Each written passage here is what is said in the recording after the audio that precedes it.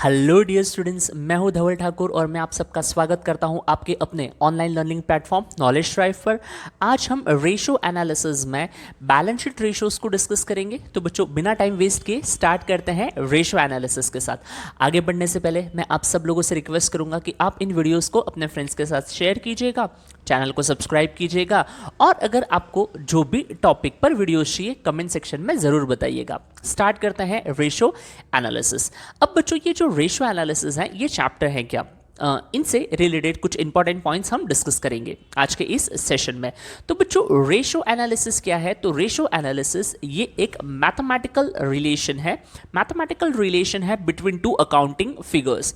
अब ये relation between two accounting figures ये क्या होता है, इसके लिए मैं आपको रेफरेंस के फॉर्म में बताना चाहूंगा कि हमने एक पहले और एक लेक्चर मैंने अपलोड किया हुआ है जिसमें मैंने वर्टिकल बैलेंस शीट आपके साथ डिटेल में डिस्कस की है।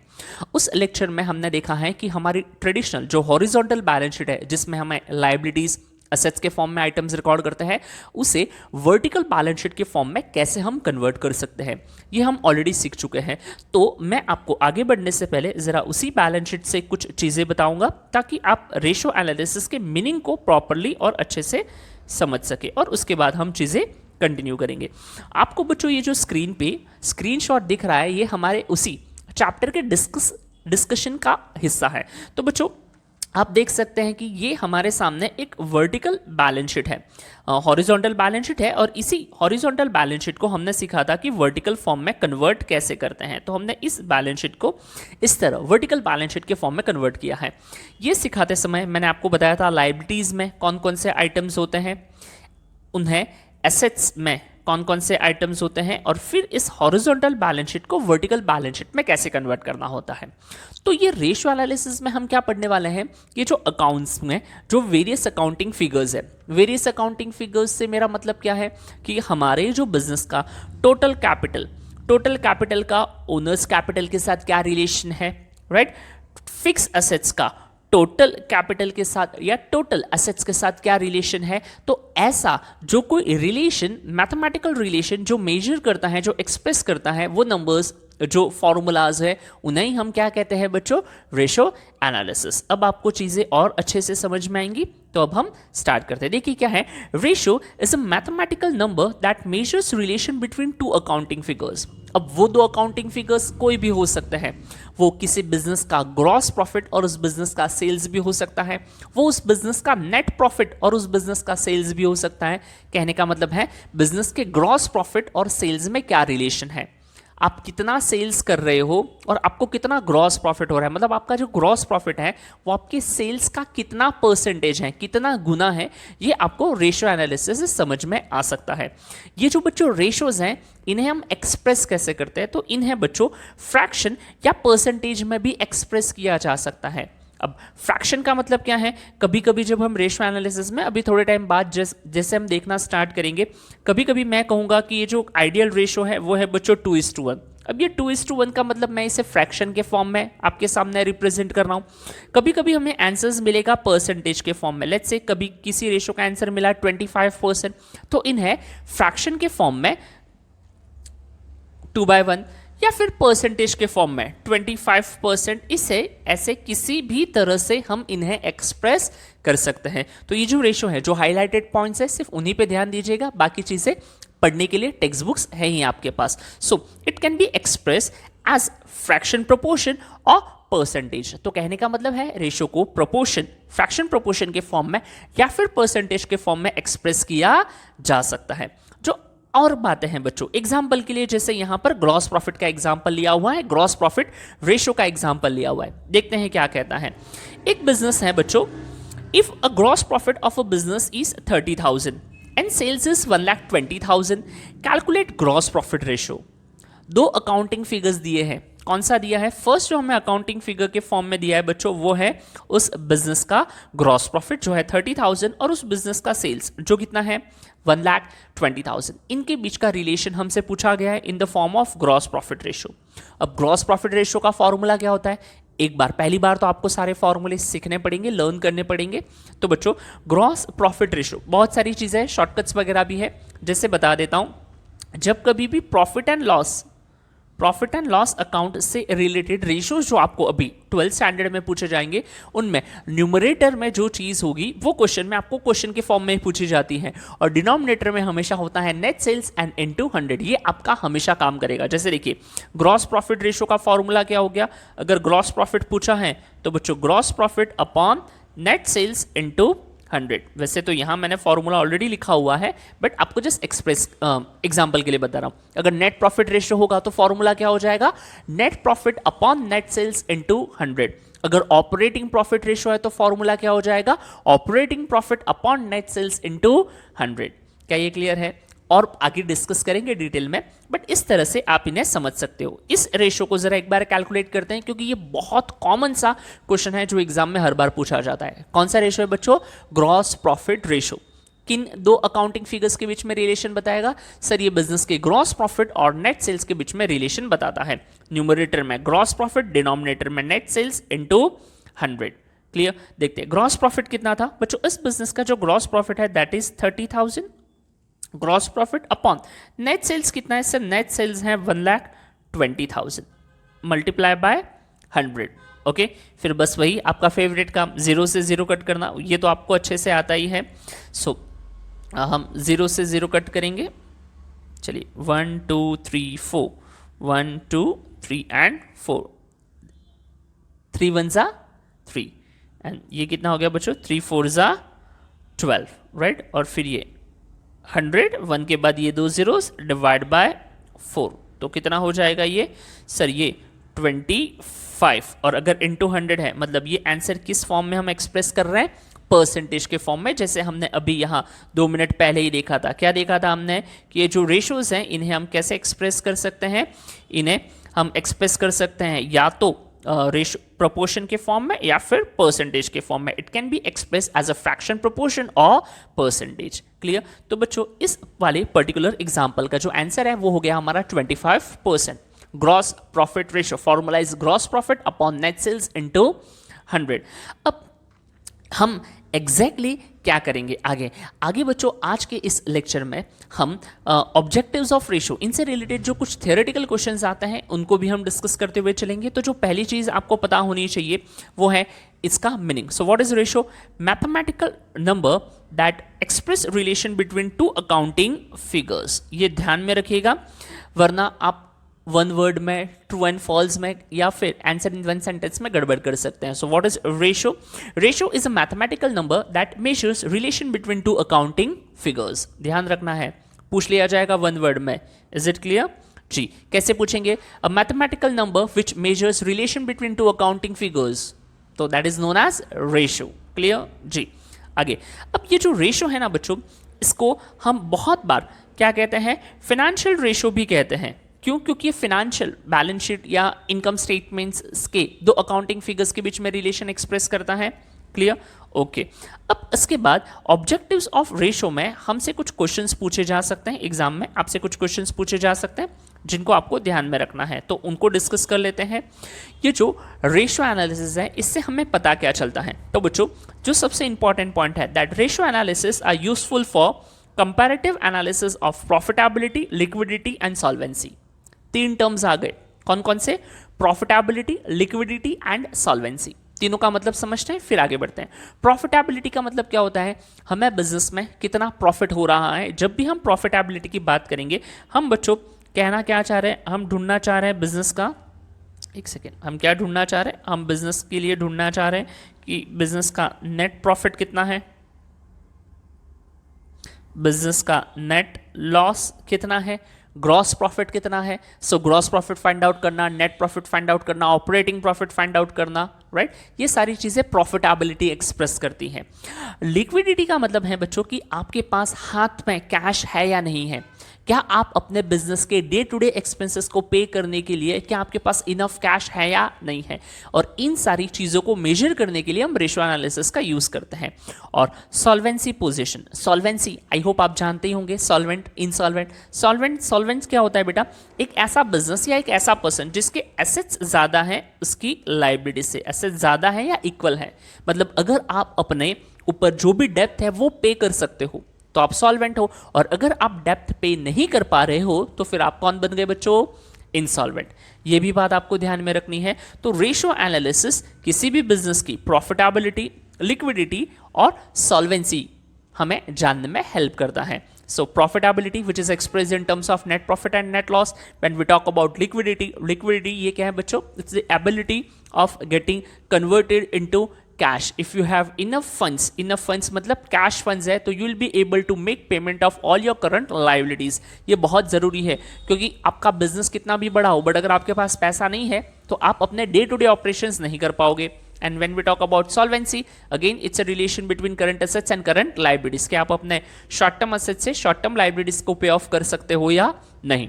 तो ये सारी चीजें हमें रेशियो एनालिसिस, मतलब ये तो सिर्फ हमने ग्रॉस प्रॉफिट वाला तो एक फॉर्मूला देखा, ऐसे नंबर ऑफ फॉर्मूलाज है, नंबर ऑफ कंसेप्ट्स है जिनसे हम अकाउंटिंग फिगर्स के बीच का रिलेशन फाइंड आउट करके उनसे यूज कर सकते हैं हमारे डिसीजन मेकिंग के प्रोसेस में। ध्यान रखिएगा, ये फर्स्ट ऑब्जेक्टिव। जो बच्चों नेक्स्ट ऑब्जेक्टिव है changes occurring in the business. अगर आप रेशियो एनालिसिस को यूज करते हो तो you will come to know about the various changes जो आपके बिजनेस में हो रहे हैं। कैसे? आपने ग्रॉस प्रॉफिट अपनी ही फर्म का लास्ट ईयर का gross profit ratio current year के ग्रॉस प्रॉफिट रेशियो से कंपेयर कर लिया, आपको पता चलेगा बिजनेस में क्या चेंजेस हो रहे हैं। Very good. इसी तरह से अगर आपने करंट रेशियो मेजर कर लिया, लास्ट ईयर का करंट रेशियो था, करंट ईयर का करंट रेशियो क्या है, तो आप अपने बिजनेस में आने वाले चेंजेस को भी मेजर कर सकते हैं। अगर हम नेक्स्ट ऑब्जेक्टिव की बात करें तो बच्चों वो थोड़ा सा डिफरेंट है, that it helps you to understand business unit where you have taken right kind of decisions relating to operating, investing and financing. अब ये बच्चों ऑपरेटिंग एक्टिविटी, इन्वेस्टिंग एक्टिविटी और फाइनेंसिंग एक्टिविटी ये हमारे पास एक सेपरेट टॉपिक है जिसे हम कैश फ्लो भी कहते हैं, कैश फ्लो स्टेटमेंट कहते हैं। तो जब हम कैश फ्लो स्टेटमेंट डिस्कस करेंगे तब हम इस वाले ऑब्जेक्टिव को पढ़ेंगे। अभी के लिए इसे यहीं रहने देते हैं। Next, ratios are helpful for various comparison. ये बच्चों सबसे इंपॉर्टेंट ऑब्जेक्टिव है जिसके लिए मैंने इस ऑब्जेक्टिव्स ऑफ रेशियो एनालिसिस वाले पार्ट को इस लेक्चर में मैंने कवर किया है। क्या है बच्चों? Ratio analysis helps in inter firm comparison as well as intra firm comparison. अब ये एक बहुत कंफ्यूजिंग वाला पार्ट है, बच्चे बहुत बार कंफ्यूजन हो जाता है what is inter-firm comparison and what is intra-firm comparison. अब देखो, पहले हम बात करेंगे किसकी बच्चों? इंट्रा-फर्म कंपैरिजन की। इंट्रा-फर्म कंपैरिजन का मतलब होता है कि आप अपनी खुद के फर्म का कंपैरिजन खुद के साथ ही करोगे। विद इन द फर्म जब आप कंपैरिजन करते हैं, एक फर्म अपने ही किसी अकाउंटिंग फिगर का कंपैरिजन अपने ही किसी अकाउंटिंग फिगर से करती है तो उसे हम कहते हैं इंट्रा फर्म कंपैरिजन। जैसे आपने अपने ग्रॉस प्रॉफिट का कंपैरिजन अपने नेट सेल्स के साथ कर लिया, क्या रिलेशन है ये फाइंड आउट किया। आपने अपने करंट एसेट्स को करंट लायबिलिटीज के कितने प्रोपोर्शन में है ये चेक कर लिया। तो ऐसे जो आप फॉर्मूलाज यूज करोगे खुद के ही फर्म के दो अकाउंटिंग फिगर्स को कंपेयर करने के लिए, तब वो कहलाता है intra firm comparison. With in the firm के ही दो अकाउंटिंग फिगर्स के बीच में कंपैरिजन कहलाता है इंट्रा फर्म कंपैरिजन, जो रेशियो एनालिसिस में आप कर सकते हो। अगर आपको आपका ग्रॉस प्रॉफिट पता है, आपको आपका नेट सेल्स पता है, you can calculate gross profit ratio. आपको आपका नेट सेल्स पता है, आपको आपका नेट प्रॉफिट पता है, you can calculate net profit clear ratio. तो इस तरह से इसे कहा जाता है इंट्रा फर्म कंपैरिजन। बट जब हम बात करते हैं इंटर फर्म कंपैरिजन की, तो इंटर फर्म कंपैरिजन में क्या होता है? Comparison between two different firms over number of years. हम यहां पर हमारी फर्म का ग्रॉस प्रॉफिट किसी दूसरी फर्म के ग्रॉस प्रॉफिट रेशियो के साथ कंपेयर कर रहे हैं जो सेम इंडस्ट्री में हो। क्लियर? तो यहां पर हम खुद की फर्म के साथ कंपैरिजन करते हो सकते हैं, ये वो कहलाता है इंट्रा फर्म कंपैरिजन। और जब हम दूसरी फर्म के साथ जब हम कंपैरिजन करते हैं तो उसे कहा जाता है इंटर फर्म कंपैरिजन। ध्यान रखिएगा, it's intra firm comparison and inter firm comparison. तो ध्यान में क्या रखना है? ध्यान में ये रखना है that ratio analysis is useful for inter firm comparison as well as intra firm comparison. दोनों के लिए रेशियो एनालिसिस को हम यूज कर सकते हैं, कोई प्रॉब्लम नहीं है। वरना बच्चे कंफ्यूज हो जाते हैं कि सर इंट्रा फर्म था या इंटर था। Ratio analysis can be use for inter firm as well as intra firm comparison. ध्यान रखिएगा, गड़बड़ नहीं करनी है। अब आगे बढ़ते हैं और क्लासिफिकेशन ऑफ रेशियोज में जो आज हम डिटेल में डिस्कस करेंगे बच्चों, वो है रेशियो एनालिसिस। आई रिपीट, आज जिस रेशो को, नॉट रेशो एनालिसिस, आज हम करंट रेशो को डिटेल में डिस्कस करेंगे। आज के टॉपिक में जिसे हम और डिटेल में डिस्कस करेंगे वो है करंट रेशो। वैसे रेशोज में बैलेंस शीट रेशोज हैं, बैलेंस शीट रेशोज में भी हमें दो पढ़ने हैं, एक तो करंट रेशो पढ़ना है, दूसरा लिक्विड रेशो। फिर हमारे पास प्रॉफिट एंड लॉस रेशो है, and then the last we have mixed ratios. तो उसमें आज हम जो डिटेल में पढ़ेंगे वो है करंट रेशो। अब बच्चों, करंट रेशो की तरफ आगे बढ़ने से पहले आपको दो टर्म्स की मीनिंग पता होना चाहिए। What is current assets and what is current liability. So current assets क्या होता है बटो, ये जो करंट एसेट्स है ना, इन्हें और क्या कहा जा सकता है, तो करंट एसेट्स को हम कह सकते हैं these are the short term assets, जिन्हें हम इजीली कैश में कन्वर्ट कर सकते हैं। वो सारे एसेट्स जिनको इजीली कैश में कन्वर्ट किया जा सकता है, the assets which are held in business for a short term.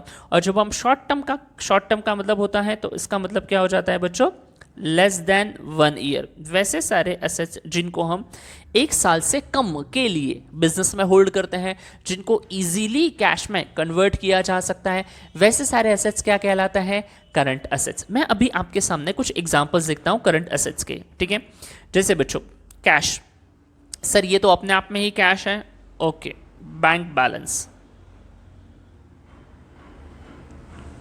ठीक है। फिर डेटर्स, फिर बिल्स रिसीवेबल, फिर स्टॉक जिसे हम इन्वेंट्री भी कहते हैं। अब ये जो सारे एसेट्स है बेटा, this are the assets which are held in business for a short term that is less than 1 year, और इन्हीं वजह से इन सब को हम कौन से एसेट कहते हैं, करंट एसेट्स। इन सब एसेट्स को इजीली कैश में कन्वर्ट किया जा सकता है। अब देखो कैश तो अपने आप में ही कैश है, बैंक बैलेंस भी बच्चों लिक्विड ही है कैश, डेटर्स, बिल्स रिसीवेबल और स्टॉक। अब डेटर्स की अगर हम बात करें तो डेटर्स पे आप बिल ड्रॉ कर सकते हो, बिल को आप डिस्काउंट करवा सकते हो, इन कैश करवा सकते हो। तो इन सारे एसेट्स को इजीली कैश में कन्वर्ट किया जा सकता है, इसलिए इन्हें क्या कहते हैं, करंट एसेट्स। अब हम करंट लाइबिलिटीज की बात करें तो करंट लाइबिलिटीज क्या है, current liabilities are the short term obligations. ये कौन सी लाइबिलिटीज हैं, शॉर्ट टर्म लाइबिलिटीज, जिनको हमें पे कब करना है, पेबल विदिन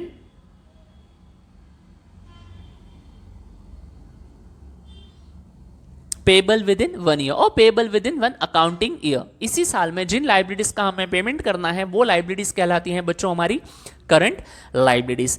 अब ऐसी करंट लाइबिलिटीज के एग्जांपल्स के फॉर्म में क्या क्या आ सकता है, वैसे यहां नीचे लिखे हुए हैं बट एक बार कंसेप्ट समझाना पड़ेगा ना मुझे आपको। जैसे तो मैं कह सकता हूं bills payable, creditors, clear, outstanding expenses, bank overdraft.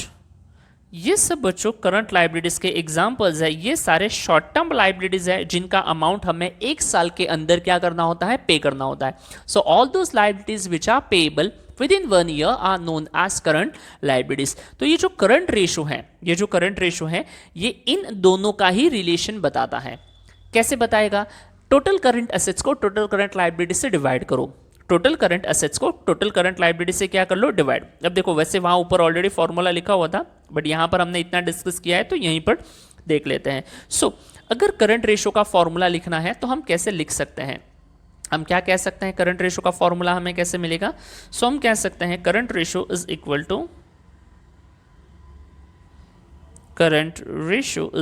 To आपके जितने करंट एसेट्स हैं उनको करंट लाइबिलिटी से आप डिवाइड कर लीजिए, ठीक है। और आइडियली ऐसा कहना है कि आपके जितनी करंट लाइबिलिटीज है ना उसका 2 टाइम्स कितना होना चाहिए आपके पास करंट एसेट्स। तो इनका जो आइडियल रेशो है किसी भी बिजनेस ऑर्गेनाइजेशन के current assets upon current liabilities का जो आइडियल रेशो है वो माना जाता है 2:1। 2 टाइम्स आपके पास करंट एसेट्स होने चाहिए as compare to your current liabilities. So ratio of current assets to current liabilities is known as current ratio. देखते हैं क्या लिखा हुआ है यहां पर, ध्यान से देखिएगा। So current ratio compares highlighter ले लेते हैं या so the current ratio compares current assets with current liabilities. The ideal current ratio is 2:1। जितनी लाइबिलिटीज है उसके 2 टाइम्स आपके पास करंट असेट्स होने चाहिए। और जो सबसे इंपॉर्टेंट पॉइंट है, मोस्ट इंपॉर्टेंट पॉइंट जो एग्जाम में बहुत बार पूछा गया है, वो कुछ बच्चों इस तरह का है। वो ये पूछ लेते हैं एग्जाम में बच्चों से और फिर बच्चे पागल हो जाते हैं कि ये क्या पूछ लिया, कि दैट ये जो हमारा जो रेशो है कौन सा, करंट रेशो है। करंट रेशो क्या करता है, सॉरी इस स्टार के लिए, current ratio measures short term solvency of business. Short term solvency का मतलब क्या हो गया कि आपके पास इमीडिएटली इनफ फंड्स हैं कि आप उन लाइबिलिटीज का पेमेंट कर सकते हो। कैसे पता चलेगा, क्योंकि देखो करंट एसेट्स क्या होता है, ये हमारे शॉर्ट टर्म एसेट्स है जो इजीली कैश में कन्वर्ट हो जाते हैं। हमारे पास उतने पैसे होने चाहिए करंट एसेट्स के फॉर्म में कि हम इजीली जितनी भी हमारी शॉर्ट टर्म ऑब्लिगेशंस लाइबिलिटीज हैं उनको क्या कर सके, पे कर सके। और ये आइडियल फॉर्म में कैसा होना चाहिए, करंट एसेट्स कितने होने चाहिए, 2 times as compare to current liabilities. Clear. तो एग्जाम में पूछा जा सकता है the ratio which measures short term solvency position, तो answer is current ratio. Formula क्या है, current assets upon current liability, और आंसर आइडियली कितना होना चाहिए, 2/1, दैट इज 2:1। क्या ये क्लियर है जी, याद रखना है आप लोगों को। अब बच्चों यहाँ पर ये कुछ वैसे नाम हैं जो टेक्स्ट बुक में दिए, कभी कभी नाम को लेकर बच्चों को कंफ्यूजन हो जाता है। देखते हैं करंट एसेट्स में, डेटर्स हम जानते हैं, लूज टूल्स छोटे मोटे इक्विपमेंट्स जो बिजनेस में यूज होते हैं, bills receivable, cash and bank balance, यहाँ तक हमें पता है। अब ये देखिए investment in marketable securities, sir ये कैसे करंट एसेट्स हो गए, ये बच्चों this are the short term investment. ये जो 5th आइटम है ना, ये 5th आइटम कौन सा है, this are the short term investments which are held in business for less than 1 year. तो 1 साल के कम के लिए अगर आप इन्वेस्टमेंट होल्ड करते हो तो उन्हें क्या कहा जाता है, करंट एसेट्स। ये ध्यान रखिएगा, ठीक है। स्पेसिफिकली क्या है, मार्केटेबल, मार्केटेबल मतलब जो खरीदने और बेचने के लिए है, 1 साल से कम के लिए रखी जाती है। That short term loans and advances, this are the loans and advances granted जो हमने दिए हैं, करंट एसेट्स है। Stock and inventories and prepaid expenses, ये सब करंट एसेट्स के एग्जांपल्स हैं। करंट लाइबिलिटीज में देखते हैं और कोई नया नाम मिल जाए, creditors, bills payable, bank overdraft, income received in advance, short term loan, ये कौन से बेटा, जो लोन हमने लिए हुए हैं, short term loans taken. Provision for taxation, tax भरने के लिए जो पैसा हम निकाल के रखते हैं, अप्रोप्रिएट करके रखते हैं, ये वो अमाउंट है। Outstanding expenses and unclaimed dividend, क्योंकि ये पता है पैसा जाने वाला ही है, विद इन 1 ईयर कभी भी ये पैसा हमें देना पड़ सकता है। तो ये सारे करंट लाइबिलिटीज के एग्जांपल्स हैं और ये कुछ करंट एसेट्स के एग्जांपल्स हैं जिन्हें आपको ध्यान में रखना है। एक बार वापस से फॉर्मूला लिख लेते हैं। फॉर्मूला क्या है करंट रेशियो का, so the formula for current ratio is current assets upon current liabilities. Ideal कितना है, the ideal current ratio is 2:1। कहने का मतलब जितनी लाइबिलिटीज है उसका 2 टाइम्स करंट एसेट्स आपके पास होना चाहिए। और ये क्या मेजर करता है, current ratio measures short term solvency position of business. बस इतना आपको ध्यान में रखना है। अब बच्चों हम करंट रेशियो से रिलेटेड कुछ चीजें देखेंगे, लिक्विड क्विक रेशियो भी है उसे बाद में देखेंगे। पहले करंट रेशियो से रिलेटेड एक आध क्वेश्चन वगैरह कुछ देख लेते हैं ताकि करंट रेशियो एटलीस्ट हमारा पूरा कंप्लीट हो जाए। देखते हैं क्या कहता है हमारा ये क्वेश्चन छोटा सा। A company had following current assets and current liabilities and they have asked us to calculate current ratios, calculate current ratio। तो current ratio calculate करने की कोशिश करते हैं। पहले अगर लिस्ट दी है तो उसमें करंट एसेट्स कौन से हैं, करंट लाइबिलिटीज कौन से हैं, ये आपको आइडेंटिफाई करना है। देखते हैं फर्स्ट डेटर्स, डेटर्स क्या है सर, डेटर्स है करंट एसेट्स। क्रेडिटर्स सर ये current liabilities, bills payable current liabilities. Stock, stock क्या होता है, इन्वेंट्री, करंट एसेट्स। और लूज टूल्स भी क्या है सर, लूज टूल्स भी है करंट एसेट्स। और बैंक ओवरड्राफ्ट क्या है, करंट लाइबिलिटी। तो इस तरह से हमें ये आइडेंटिफाई करने आने चाहिए कि टोटल करंट एसेट्स कितने हैं और टोटल करंट लाइबिलिटीज कितनी है। ये आइडेंटिफाई कर लिया, उसके बाद हम फॉर्मूला लिखेंगे। तो स्टार्ट करते हैं सॉल्यूशन के साथ। ठीक है चलिए, फॉर्मूला हमेशा हर बार लिखना है, current ratio is equal to, current ratio is equal to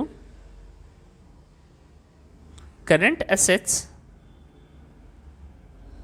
upon current liabilities।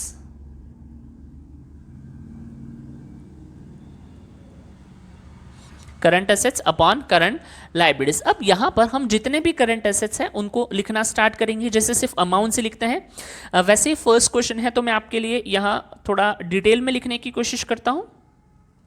Current assets में क्या क्या आ जाएगा बच्चों? डेटर्स, इस क्वेश्चन के accordingly debtors plus creditors liability, bills payable liability, stock और लूज टूल्स, ये तीनों हो गए current assets. Divide by current liabilities में हमारे पास क्या क्या है? इस क्वेश्चन में we have creditors, bills payable and bank overdraft. Clear जी? चलिए लिखते हैं, अमाउंट्स लिख लेते हैं। डेटर्स का अमाउंट कितना था? 60,000 plus then we have stock, stock का अमाउंट 30,000 और फिर हमारे पास है बच्चों लूज टूल्स, लूज टूल्स का अमाउंट कितना है? 10,000 डिवाइड बाय करंट लाइबिलिटीज की अगर बात करें तो क्रेडिटर्स जो है 30,000, बिल्स पेबल 20,000 और then we have bank overdraft 10,000 जी। तो 60, 30, 10 और फिर उसके बाद हमारे पास 30, 20 और 10 करंट लाइबिलिटीज भी हो गए, करंट एसेट्स भी हो गए। अब जरा इन्हें हम टोटल कर लेते हैं और फिर डिवाइड कर लेंगे। सो 6 + 3 9 + 1 10, ये 1 लाख हो गए current assets total. Divide by current liabilities 30, 20, 50 + 10 60, 60,000 हो गए। क्लियर? तो 0 1 2 3 4, 1 2 3 एंड 4, देन 10/6, दोनों 2 से डिवाइड होंगे। 2 से डिवाइड करेंगे तो 2 5 10 and 2 3 6, so it's like 5:3। Current assets कितने हैं? 5 और करंट लाइबिलिटीज कितनी है? 3। तो ये जो इसे डिवाइड किया है, वैसे चलिए और एक बार बता देता हूँ। ये देखो, ये आ गया बेटा 5 डिवाइड बाय 2 5 10 एंड 2 3 6। सो ये जो 5/3 है ना, इसी को मैंने ऐसे लिख लिया 5:3। क्लियर जी? तो ये कौन सा रेशो हो गया? ये बच्चों हो गया हमारा करंट रेशो। तो इस तरह से अगर आपको करंट एसेट्स के एग्जांपल्स दिए हैं, कुछ आइटम्स दिए हैं, लिस्ट किए गए हैं, तो उनमें से कौन कौन से आइटम्स करंट एसेट्स हैं उन्हें आइडेंटिफाई कीजिएगा और कौन कौन से आइटम्स करंट लाइबिलिटीज हैं उन्हें आइडेंटिफाई कीजिएगा। करंट एसेट्स न्यूमरेटर में, लाइबिलिटीज डिनोमिनेटर में, और आपको सॉल्व करना है। क्या ये क्लियर है जी? और एक एक्टिविटी के फॉर्म में हमारे पास और एक क्वेश्चन है, वैसे ऑलरेडी इसे यहां पर सॉल्व किया हो गया है, बट हम भी फटाफट सॉल्व कर लेते हैं। The company had following current assets and current liabilities debtors, creditors, bills payable, stock, loose tools, bank overdraft. अब अगर हम इनकी मार्किंग करें, डेटर्स क्या है? Current assets, creditors current liabilities, bills payable current liabilities, stock current assets, loose tools current assets, current assets होनी चाहिए यहाँ, and bank overdraft current liabilities. तो स्टार्ट करते हैं, डायरेक्टली लिखते हैं, फॉर्मूला लिखें, चलिए लिख ही लेते हैं। Current ratio is equal to current assets upon current liabilities. आप भी कैलकुलेट कीजिए और आप भी लिखिए, ठीक है? सो करंट एसेट्स की अगर हम टोटल ले लें यहां पर इस क्वेश्चन में, तो डायरेक्टली अमाउंट्स से स्टार्ट करता हूं। Current assets 90,000 plus stock 40 plus loose tools 20 divide by, अगर हम करंट लाइबिलिटीज की बात करें, करंट लाइबिलिटीज में हमारे पास है creditors 45, bills payable 10, bills payable 10 and bank overdraft 20। Clear? चलिए टोटल करते हैं। 9 + 4 13, 13 + 2 15, so it's like total is 1,50,000 divide by 40 60 75, 75,000 current liabilities है बेटा।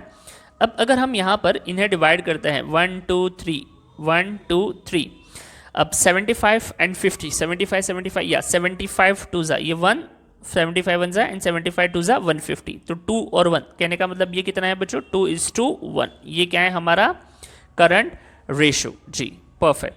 तो बच्चों आज के इस लेक्चर को यहीं तक रखते हैं। ऑलमोस्ट 25-30 मिनट्स का हो जाएगा, जिसमें हमने सिर्फ करंट रेशो, वैसे स्टार्टिंग के इंट्रोडक्शन के फॉर्म में हमने थोड़ा सा ग्रॉस प्रॉफिट रेशो भी देख लिया और करंट रेशो हमने डिटेल में देखा। करंट रेशो का ये क्वेश्चन अगर मैं बात कर लूँ स्टेट बोर्ड एग्जाम्स की, तो महाराष्ट्र स्टेट बोर्ड के एग्जाम में 1 मार्क के लिए ऐसे छोटे छोटे क्वेश्चंस पूछे गए हैं। और जब आपके पास ऑप्शन ही नहीं हो और अगर आपको वो क्वेश्चन अटेम्प्ट ही करना है, मतलब आपका 1 मार्क जाने वाला है, आइदर यू विल गेन या फिर आप पूरा का पूरा लूज करोगे उसे, you will get 0। So it's better कि ऐसे छोटे छोटे पार्ट्स के लिए कुछ कुछ प्रिपेयर कर लिया जाए। आई होप आपको ये कंसेप्ट और ये लेक्चर अच्छे लगे होंगे। और किसी टॉपिक या कुछ भी चाहिए तो डू कमेंट, ताकि मैं अकॉर्डिंगली लेक्चर्स और अकॉर्डिंगली वीडियोस वगैरह प्लान आउट कर सकूं। तो मिलते हैं नेक्स्ट क्लास में नेक्स्ट लेक्चर के साथ। चैनल को सब्सक्राइब कीजिएगा, सपोर्ट करते रहिएगा। Bye bye, take care and happy Diwali. Bye.